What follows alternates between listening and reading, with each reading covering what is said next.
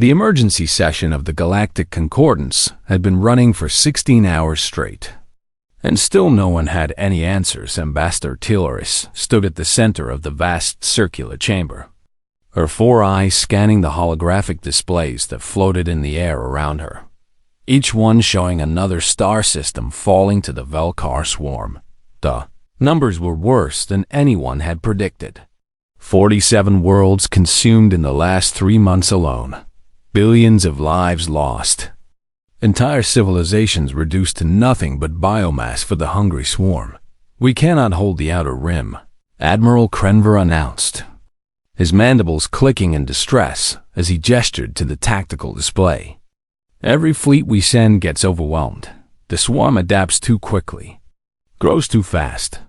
Counselor Vexilin of the Harmonic Collective raised one of her crystalline appendages, her voice chiming like bells, even though her words carried only despair. "Perhaps we should consider evacuation protocol safe. We can, and abandon the outer territories. Abandon 4,000 star systems." Talaris couldn't keep the shock from her voice. "That's not evacuation. That's surrender. Where would we even go?" The chamber erupted in arguments, voices raised in dozens of languages. Translation systems struggling to keep up with the chaos. Thalars felt the weight of responsibility pressing down on her. She was the sitting chair of the Concordance, and it was her duty to find a solution. Any solution. But what could she do when their greatest military minds had already tried everything? The swarm didn't negotiate, didn't stop, didn't even seem to think in any way the Concordance understood. It just consumed and grew and moved on to the next world. "There must be something in the archives," she said quietly to herself. Then louder, "Council, I request a 12-hour recess. Let us search every treaty, every agreement, every forgotten clause that might help us." The vote passed quickly. Everyone was exhausted anyway. Made her way down through the ancient corridors beneath the Grand Council chambers, moving past levels of history that went back thousands of years. The deeper archives were quiet, lit by soft blue lights that had been glowing since before her species had even achieved spaceflight. Archivist Keeper Sylvana looked up from her terminal as Talaris entered, her pale eyes widening in surprise at seeing the ambassador herself. "I need to see the old treaties," Talaris said without preamble. "The really old ones from the first expansion era." Sylvana's expression shifted to curiosity as she began pulling up files that hadn't been accessed in millennia. "Most of these are obsolete species that died out or merged with others. What exactly are you looking for?" "I don't know," Talaris admitted. "Something we missed, some advantage, some ally, some weapon we forgot we had." They worked through the night, reviewing treaty after treaty, finding nothing but historical curiosities and dead ends. Then Sylvana gasped, "What is it?" Talaris moved closer to the display. "The Covenant of Last Resort," Sylvana whispered, her fingers trembling as she expanded the file. "Sealed 5,173 years ago. I've never even heard of this." The document appeared, written in 12 different languages, most of them dead. Lara scanned the list of signatories. The Cathrin Empire, extinct. The Vorlon Dominion, absorbed into the Concordance 3,000 years ago. The Centauri Collective, her own ancestors. Then she saw it. Earth-Terran Collective Emergency Deployment only. "What's Earth?" she asked, searching her memory and finding nothing. Sylvana was already pulling up associated files, her face growing paler with each document she opened. "It's a quarantined world classified location, forbidden contact. Sealed by unanimous vote of the First Council. Why would a quarantined species be in a treaty about last resort defense?" The answer came in the form of an attached memorandum, and as Talaris read it, her blood turned cold. "These beings are not to be awakened, except in civilization-ending scenarios. They come from a death world where everything evolved to kill everything else. where survival required violence and adaptation beyond what any concordant species has ever known. During first contact, the Cathrin Empire attempted to subjugate their world. The conflict lasted 3.2 standard years. The Cathrin Empire, which had stood for 12,000 years, fell completely within 18 months of humanity deciding the empire itself was a threat to their survival. They do not negotiate when threatened. They do not retreat when wounded. They do not stop until the threat is eliminated or they are destroyed. There is no middle ground. The Treaty of Forced Peace was our only option. We would leave Earth alone, remove all records of its location, allow humanity to develop in isolation in exchange. They agreed to respond if the galaxy faced total extinction. This clause was meant as a formality. No one believed such a scenario would ever actually occur. Quarantine protocols remain in effect. Unanimous council. Vote required for activation use only when all other options have failed and extinction is imminent. Talaris read the memorandum 3 times, each time feeling her fear grow. How bad were they? She asked quietly. Sivana pulled up combat reports from the human-Cathrin War, and Talaris wished she hadn't asked. Humans had fought with a ferocity that terrified the galaxy. When the Cathrin bombed their cities, humans moved their industry underground and kept fighting. When the Cathrin deployed bioweapons, humans adapted and created worse ones. When the Cathrin tried to starve them by blockading their world, humans ate things that would poison other species and grew food in bunkers deep beneath the surface. The war hadn't ended because humanity surrendered. It ended because the Cathrin Empire collapsed under the weight of a conflict they couldn't win, couldn't afford, and couldn't escape from. They were going to lose their homeworld, Sylvana said, reading from a tactical analysis. So they decided to take the entire Cathrin Empire with them. They were building weapons that would have cracked the Cathrin throne world's crust. The Empire surrendered to the Concordants just to get away from Earth. Talaris stared at the display for a long moment, weighing the choice before her. The Velkar swarm was consuming the galaxy. Conventional forces had failed. Desperate measures had failed. In 2 years, maybe less, the swarm would reach the core worlds, and then it would all be over. This is a civilization-ending scenario, she said slowly. This is exactly what the treaty was meant for. Are you sure? Sylvana's voice was barely a whisper. The warnings are clear. We might be unleashing something worse than the swarm. Can it be worse than extinction? Talaris asked, then made her decision. Prepare a full briefing for the council. Include everything. The treaty, the warnings, the combat reports. All of it. They need to understand what we're considering. As she walked back through the ancient corridors toward the council chambers, Talaris couldn't shake the feeling that she was about to change the galaxy forever. Somewhere out there, on a world whose location had been erased from every star chart, a species that terrified the greatest empire in galactic history was waiting. The question was, would they save the Concordants? Or would they just replace one apocalypse with another? She reached the council chambers and sent out the emergency summons within hours. Every representative would see what she had found within days. They would vote, and then, if the vote passed, they would wake the humans' heaven help them all. The Grand Council chamber had never been so quiet. Even with all 47 member species present, Talaris watched as the final combat footage from the human-Cathrin War played across the holographic display's grainy, ancient recordings that still managed to convey the sheer brutality of what humanity was capable of. When threatened, the footage showed human soldiers fighting in conditions that would kill most concordant species. Toxic atmospheres, crushing gravity, extreme temperatures, and they didn't just survive. They thrived in it. This is madness, Counselor Vexilin said, her crystalline form refracting the light in sharp, agitated patterns. You're proposing we invite predators into our home. We're already dying. Admiral Krenver countered, his usual military composure cracking.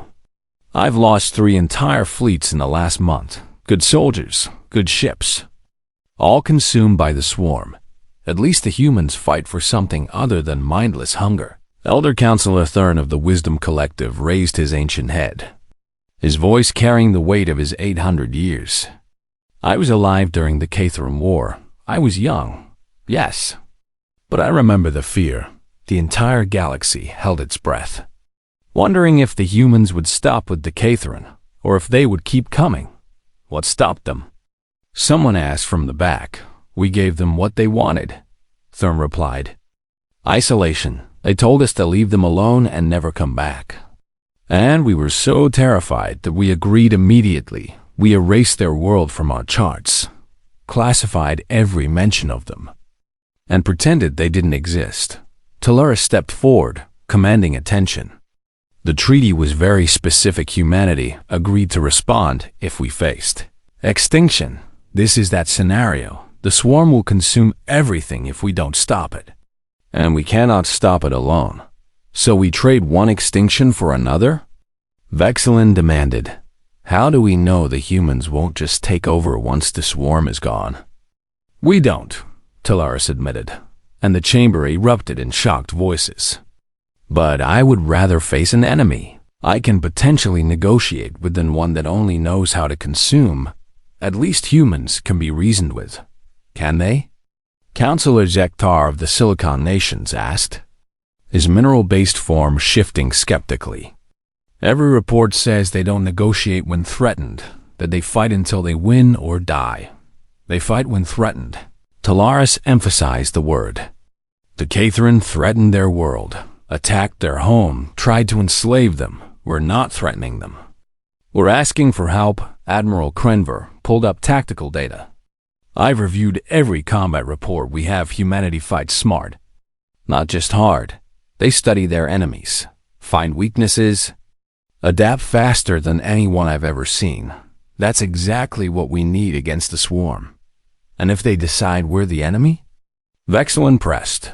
Then we were doomed anyway, Krenver said bluntly. At least this way we have a chance.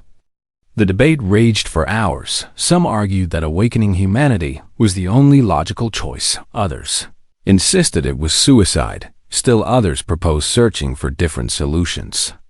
Even though everyone knew there weren't any, Elder Thurn finally stood, silencing the chamber with his presence. I will share something I have never told this council. When the Treaty of Forced Peace was negotiated, I was part of the delegation that met with the human representatives.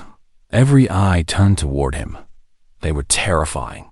He continued, not because they were violent or cruel, but because they were so very calm about their capacity for violence. They explained, quite reasonably, that their world had spent millions of years trying to kill them. Every predator, every disease, every natural disaster had shaped them into survivors who simply would not quit.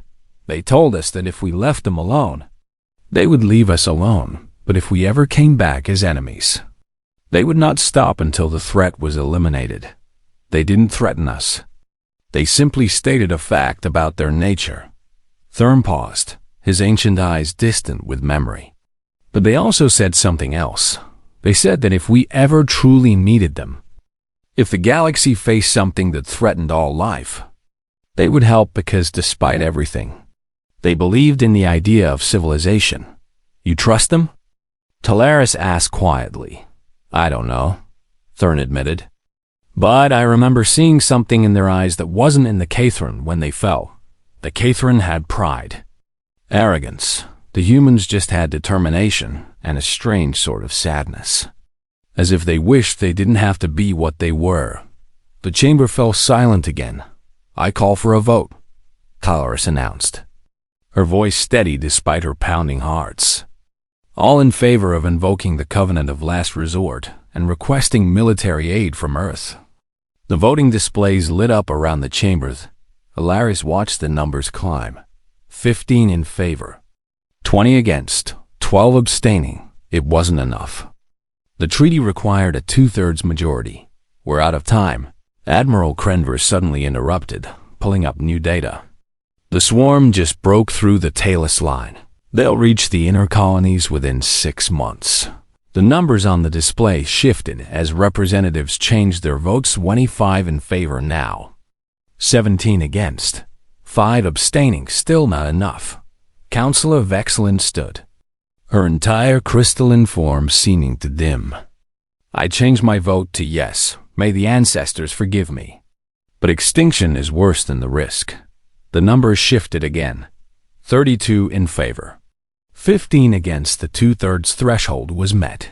The vote passes, Talaris announced, feeling the weight of the decision settle on her shoulders. We will send a delegation to Earth. I will lead it personally. How will we even find them? Someone asked. The location was classified. Sylvana stepped forward from where she had been observing. The treaty included sealed coordinates, accessible only by unanimous vote. I have them now. How long to get there? Talaris asked. With our fastest ships. 3 weeks, Admiral Krenver calculated. 3 weeks, Talaris repeated, looking at the tactical display showing the swarm's advance. We can afford 3 weeks. Prepare the delegation ship. The persistent hope we leave within 2 days. The council began to disperse. Representatives murmuring among themselves, some looking relieved. Others terrified. Elder Thurn approached Talaris as she gathered her materials.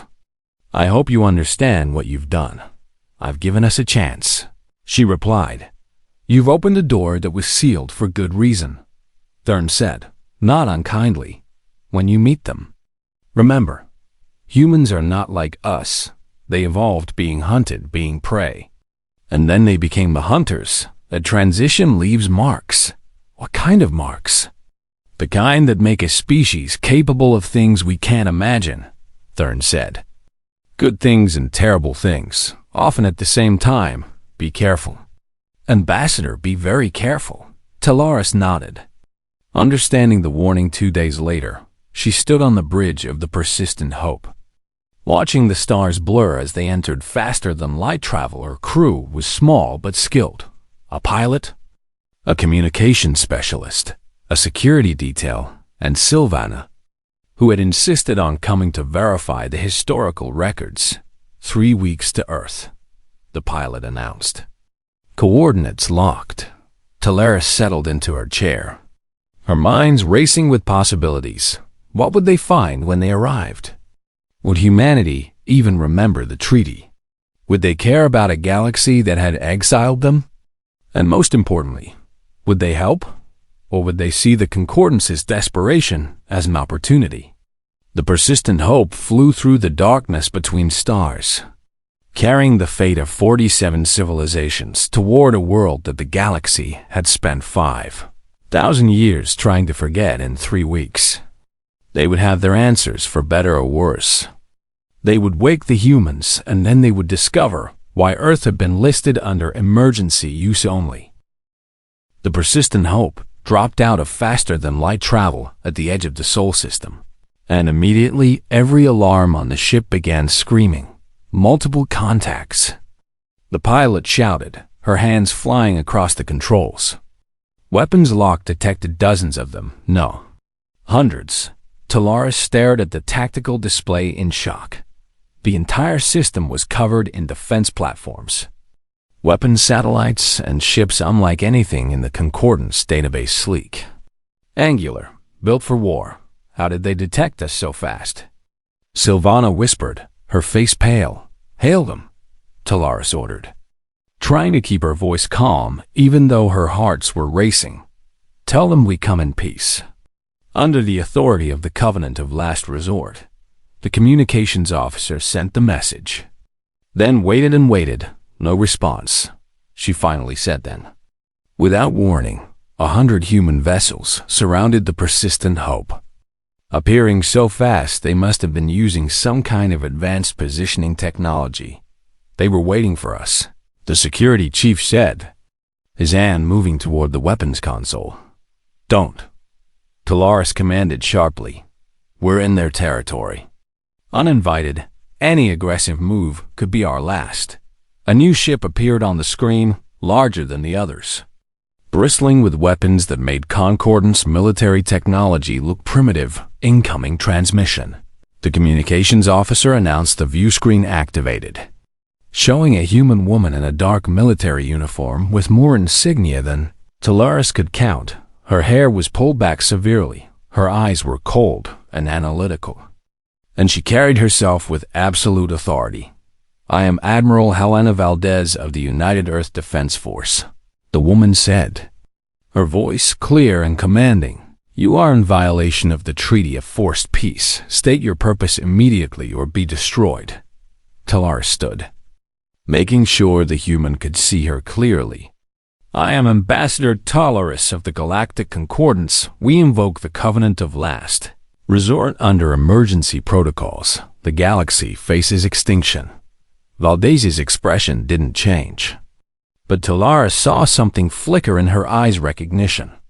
Maybe, or possibly satisfaction. "Stand by for boarding," Valdez said. Then cut the transmission. "Admiral, wait." But the screen was already dark. "Should we raise shields?" The pilot asked nervously. "No," Talaris said firmly. "We came here asking for help. We don't start by treating them as enemies." Minutes later, a human shuttle docked with the persistent hope with precision. That spoke of absolute confidence, Admiral. Valdez entered the ship surrounded by 6 soldiers in powered armor that made them look like walking tanks each. One carried weapons that hummed with contained energy. Talaris noticed that Valdez didn't need the armor. She walked among her soldiers like a predator among cubs. "Completely in control, Ambassador," Valdez said, her tone neutral. "You have 30 minutes to convince me why Earth should break 5,000 years of isolation." Talaris gestured to the briefing room. "Please, let me show you. Inside." She activated the holographic display and brought up the data on the Velkar swarm planets consumed. Populations lost. Fleets destroyed. Valdez watched without comment, her face unreadable. 47 civilizations face extinction, Talaris explained. "We've tried everything, our best military minds, our most advanced weapons. Nothing works. The swarm adapts too fast, spreads too quickly. And you waited until now to ask for help?" Valdez asked, her tone sharp. "We didn't want to bother you," Talaris admitted. "The treaty said emergency use only. We hoped we could handle it ourselves." "You hoped?" Valdez repeated, something dark entering her voice. "You exiled us to this system, erased us from your maps, told us to stay away, and now that you're dying, you suddenly remember we exist." Talaris felt shame burn through her. "Yes, I know how it sounds. Do you?" Valdez interrupted, leaning forward. "For 5,000 years, we've been alone. We watched your wars through our telescopes, saw civilizations rise and fall, tracked every conflict, and we prepared. Prepared for what?" "For this," Valdez said simply. "We knew eventually something would come that you couldn't handle. We've been tracking the Velkar swarm for 200 years. Talaris felt her legs weaken. "You knew?" "We have quantum telescope arrays that can see halfway across the galaxy," Valdez explained, her tone matter-of-fact. "We've been watching the swarm consume the outer rim. We've run simulations, developed strategies, built weapons specifically designed to counter hive mind organisms." "Then why didn't you help sooner?" Silvana asked from the doorway, anger in her voice. Valdez turned to her, and Talaris saw the coldness in those human eyes. "Because you told us to stay away, because you made it very clear we weren't wanted, because helping you earlier would have violated the treaty you forced us to sign. But you're willing to help now?" Talaris asked, hope flickering. "On conditions," Valdez said, and Talaris' hope dimmed slightly. "What conditions?" Valdez pulled up her own holographic display, showing battle plans and deployment strategies that were far more sophisticated than anything the Concordance had produced. "First, any human forces deployed operate under human command. You don't get to tell us how to fight. Talaris nodded slowly. Agreed. Second, we need full access to Concordance intelligence networks, stellar cartography, and scientific databases. No classified information withheld. That's, Talaris started to protest. Then stopped. Agreed. Third, when this is over, Earth gets a seat on the Galactic Council, full membership, equal status. No more quarantine. That was the big one. That would change everything. Thalis thought about her authority, about whether she could agree to this without consulting the Council, then decided that if they won this war, the Council would accept anything, and if they lost, it wouldn't matter anyway. Agreed, she said firmly. Valdez studied her for a long moment, as if measuring her sincerity, then nodded. Fourth, you need to understand what you're asking for. Human military doctrine is different from yours. We don't fight clean. We don't fight fair. We fight to win. I've read the reports from the Catharan War, Talaris said quietly. Those reports were sanitized, Valdez replied. The truth was worse when we're threatened, when survival is on the line. There is nothing we won't do. Are you prepared for that? Talaris met the Admiral's eyes. We're facing extinction. I'm prepared for whatever it takes. Valdez smiled, but it was the smile of a shark. Good, then we have a deal. She pulled up a communication panel and spoke in rapid human language that the translators struggled to keep up with. Valaris heard words like mobilization, full deployment, and swarm protocols. How long until you can deploy? Talaris asked when Valdez finished. The first expeditionary fleet is already moving, Valdez replied. 40 capital ships, 300 cruisers, 2,000 support vessels, and 5 million ground troops. They'll reach the contested zones within 2 weeks. Talaris felt her breath catch. You had them ready? We've been ready for 200 years, Valdez said. We knew this day would come. Humanity doesn't leave things to chance. She turned to leave, then paused. Ambassador, one more thing when this is over. When we've saved your civilizations, you're going to be afraid of us, maybe more afraid than you are now. That's natural. Why are you telling me this? Talaris asked. Because I want you to remember that you came to us, Valdez said. We didn't conquer you. We didn't invade you. Asked for help. And we're giving it. Whatever happens next, whatever you see us do, remember that you made this choice. Then she was gone, her soldiers following her back to the shuttle. Laura stood in the briefing room, feeling like she had just negotiated with a force of nature. Did we just make a deal with predators? Sylvana asked quietly. Yes, Talaris replied. But there are predators now, outside the persistent hope.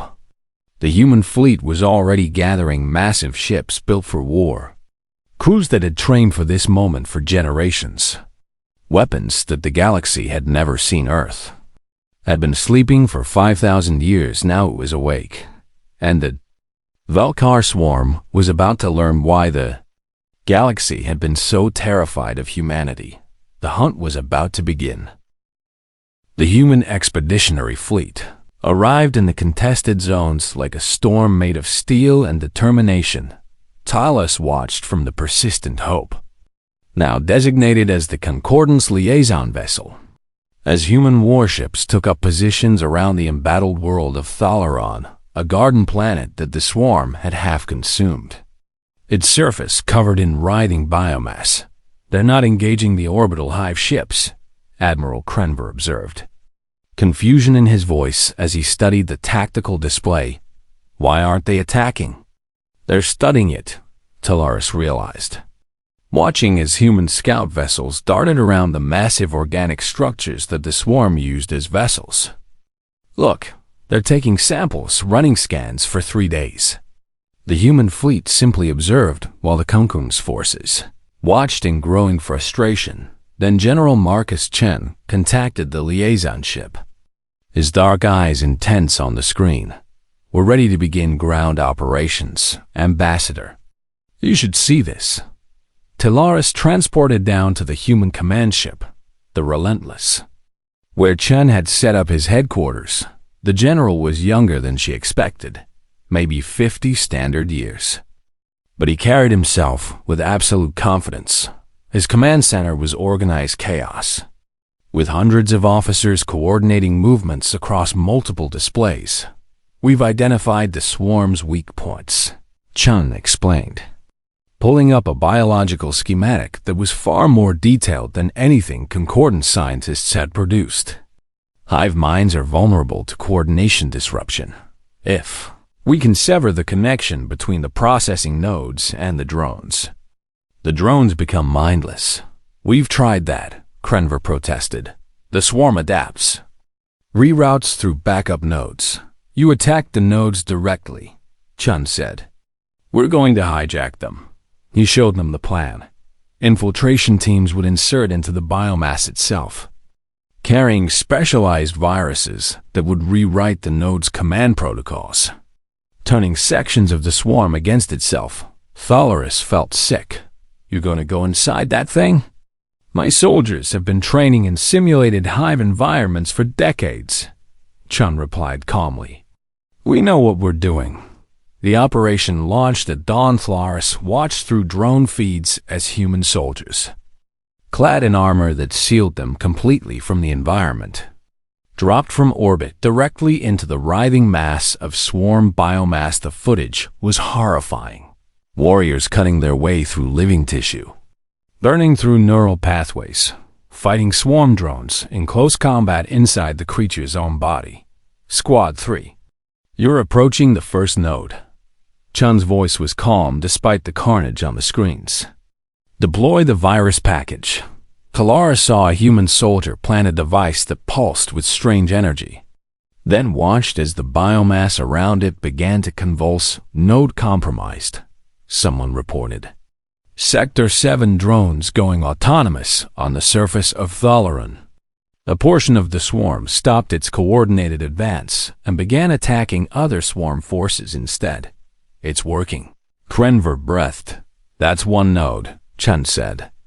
"There are 47 more. Let's keep moving." The operation took 2 weeks. 2 weeks of brutal, close quarters combat inside a living nightmare. 2 weeks of human soldiers doing things that made hardened Concordance veterans turn away from the screens, but it worked by the end of the second week. The swarm on Thalaran was tearing itself apart. Entire sectors fighting each other as corrupted nodes, spread conflicting commands. "Begin orbital bombardment of disabled sectors," Chan ordered. "Let's clean this up." The human fleet opened fire, not with the precision strikes the Concordance used, but with overwhelming force that turned square kilometers of biomass into ash when it was over.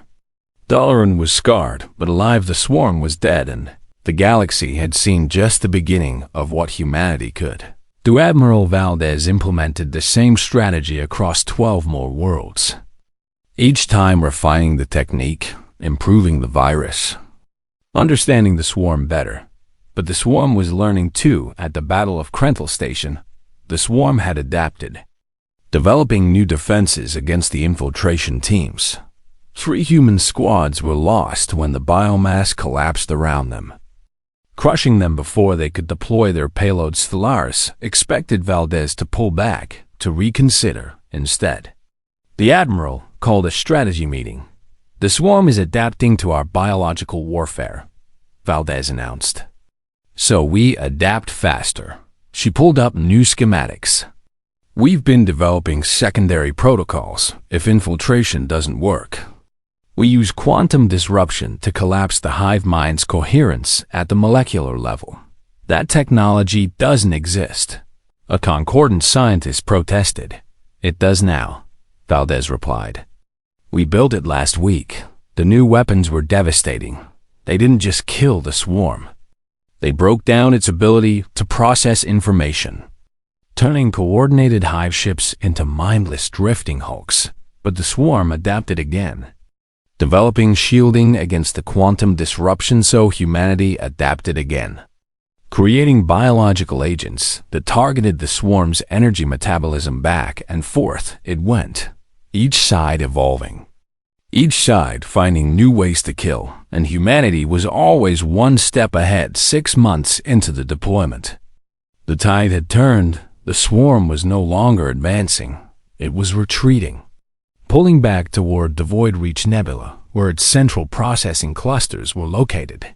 "They're regrouping," Krenver said, studying the strategic display, building up for a final push. "No," Valdez corrected. "They're running. They've never faced an enemy that could out-adapt them before. They don't know what to do. What's our move?" Talaris asked. Valdez smiled, and it was terrifying. "We end this. The final assault on the Void Reach Nebula involved every human ship in the expeditionary fleet plus elements of the Concordance Navy that had been integrated into the human command structure. The swarm had fortified the nebula with thousands of hive ships, billions of drones, and the massive queen forms that served as the ultimate processing centers. It should have been a bloodbath instead. Humanity demonstrated why they had spent 5,000 years preparing. The fleet didn't attack the nebula. They attacked the nebula itself. Human engineers had developed stellar-scale weapons, technology that could manipulate the fundamental forces holding the nebula together. "Firing sequence initiated," Valdez announced calmly, as if she was ordering lunch instead of unleashing a weapon that would reshape a region of Spaceth Laris. Watched in awe and horror as the nebula began to collapse, its gas clouds compressing, its magnetic fields destabilizing inside. The swarm's queen forms tried to escape, but the humans had positioned their fleet to block every exit. "All ships, commence bombardment," Valdez ordered. The human fleet opened fire, not trying to capture or study, just pure destruction. When it was over, the Void Reach Nebula was 40% smaller, and the Velkar swarm was extinct. Complete extinction. Every queen dead, every processing node destroyed, every hive ship scattered atoms. War had lasted 18 months of humanity, showing the galaxy what Deathworlders were capable of. When survival was on the limit, Lars stood on the bridge of the Persistent Hope, watching the victory celebrations across the Concordance worlds, and felt a mixture of relief and terror. They had won. The galaxy was saved, but now they had to live with what they had unleashed. "You're afraid of us now," Valdez said, appearing beside her. Talaris hadn't even heard her approach. "Yes," Talaris admitted. "Should I be?" "Probably," Valdez replied honestly. "We're very good at war. Too good. Maybe it's what we were shaped to be. What happens now?" Valdez looked out at the stars. "Now we figure out if we can be something else. We saved your galaxy. Ambassador, we'd like to be part of it, not just its weapon." Talaris nodded slowly. "The Council is waiting for us. We have a new treaty to negotiate. Then let's go make history," Valdez said. Together, they headed toward whatever came next. The Grand Council chamber looked different now.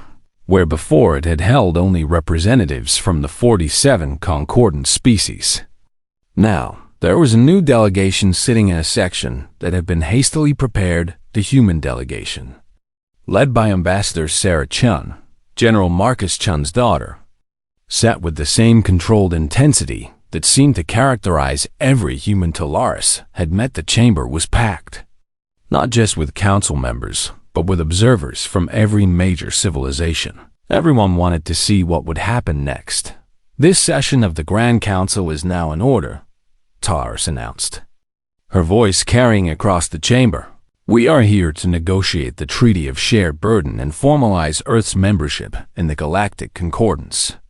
The debate that followed was intense, but surprisingly constructive. Humanity had saved the galaxy, and even those who had voted against awakening Earth couldn't deny that they deserved recognition. But fear still lingered in every word, every gesture. "The human military presence concerns us," Counselor Vexland said, her crystalline form dim with worry. "Your fleet is more powerful than all of our combined navies. How do we ensure you won't use that power against us?" Sarah Chun stood, and Talaris was struck by how much she resembled her father. The same calm confidence. The same intensity. "You don't," she said bluntly. And the chamber erupted in worried voices. Sarah waited for silence, then continued. "You can't ensure it through force. You can't contain us through treaties alone. If we wanted to conquer the Concordance, we could have done it already. Then why haven't you?" Someone demanded. "Because conquest was never our goal," Sarah replied, her voice passionate. "For 5,000 years, we've been alone. Do you know what that does to a species? We watched your civilizations grow, watched you share culture and knowledge, watched you build something together while we sat in isolation." She pulled up images on the holographic display. Human children looking up at alien stars. Human artists creating works inspired by Concordance culture they could only observe from afar. Human philosophers debating ideas from civilizations they would never meet. "We don't want to rule you," Sarah said quietly. "We want to join you. We want to be part of something bigger than just survival." Elderthorn rose slowly, his ancient frame seeming to carry the weight of history. "I believe her," he said, "not because I trust human nature, but because I recognize the loneliness in those images. No species chooses isolation willingly, but we must have safeguards." Counselor Zektar insisted. "Some way to prevent abuse of power, then build them into the treaty," Sarah agreed. "Humans will accept oversight on military deployments. We'll submit to Concordance law. We'll even allow inspectors to monitor our military installations. In exchange for?" Talaris asked, already knowing the answer. "Full membership, equal voting rights, and the authority to maintain our own defense force," Sarah listed. "We won't be anyone's weapon. We're partners or we're nothing." The negotiations continued for 3 days. Humanity made concessions, agreeing to Concordance oversight, accepting limits on military expansion, submitting to international law. The Concordance made concessions too, granting Earth full council membership, recognizing human sovereignty, agreeing to share technology and resources. Finally, on the 4th day, Talaris stood before the assembled council with the final treaty document.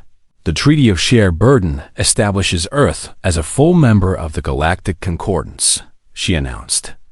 In exchange for this membership, humanity accepts responsibility for coordinating the Concordance's collective defense. All in favor? The vote was unanimous. Even Vexlin voted yes. Though her crystalline form flickered with uncertainty, Sarah Chan signed the treaty with a simple stylus, her hand steady. "On behalf of the United Earth Government, I accept." The chamber erupted in applause. Though Talaris noticed it was more relief than celebration after the ceremony, Talaris found Sarah standing alone on one of the observation decks, looking out at the assembled fleet human ships and Concordance vessels mixing together for the first time. "You made quite an impression," Talaris said. Joining her, "I told them the truth," Sarah replied. "Humans are good at war. We've had millions of years of practice, but we're tired of it. Are you?" Sarah smiled sadly. "My father fought in the war against the swarm. He did things that still give him nightmares. He's one of the bravest people I know. And he hates what he had to become to save everyone." "I'm sorry," Talaris said quietly. "Don't be," Sarah replied. "He made a choice. We all did. But now we get to make a different choice. We get to try being something other than survivors and warriors." "The galaxy is still afraid of you," Talaris warned. "I know," Sarah acknowledged. "And honestly, they should, but we are dangerous. But danger isn't the same as evil. Fire can burn down a forest or keep a family warm. It depends on how it's used." Wise words. My father's. Actually, Sarah admitted. He says that humanity spent so long being prey that when we finally became predators, we never forgot what it felt like to be hunted. That's what makes us different. We have mercy because we remember. When we needed it, Talaris considered this. "I hope he's right," So do I, Sarah said. They stood in silence for a moment, watching the stars. What happens now? Talaris finally asked.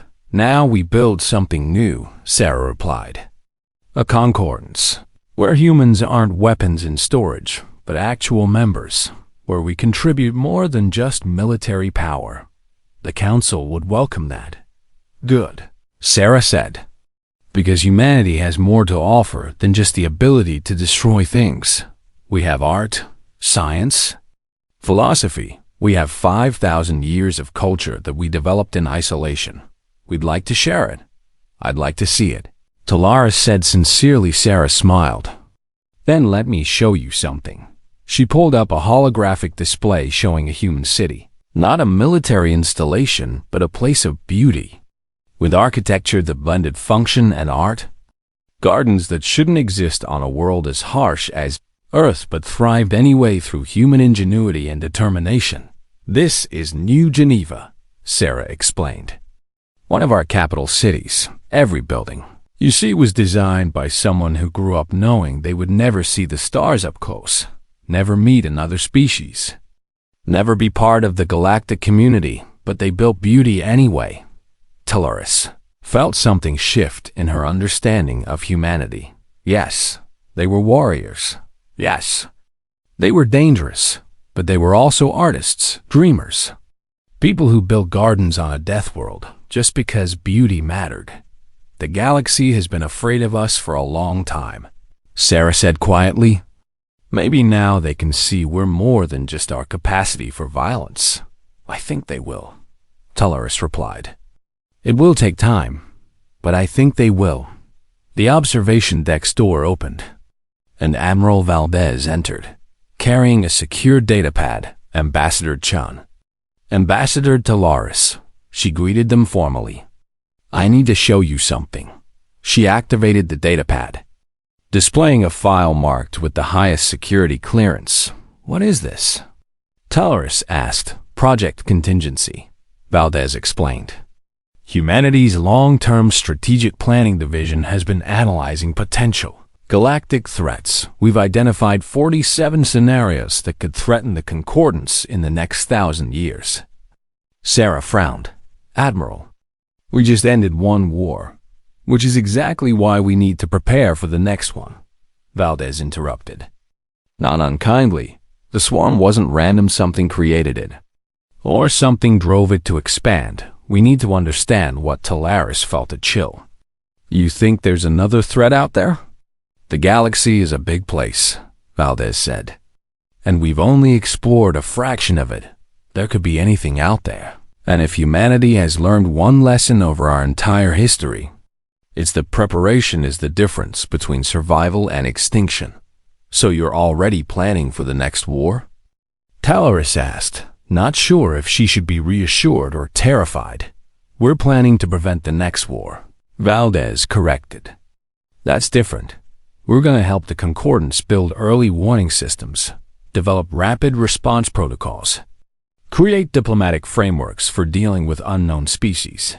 You want to protect the galaxy, Sarah said slowly. Understanding dawning.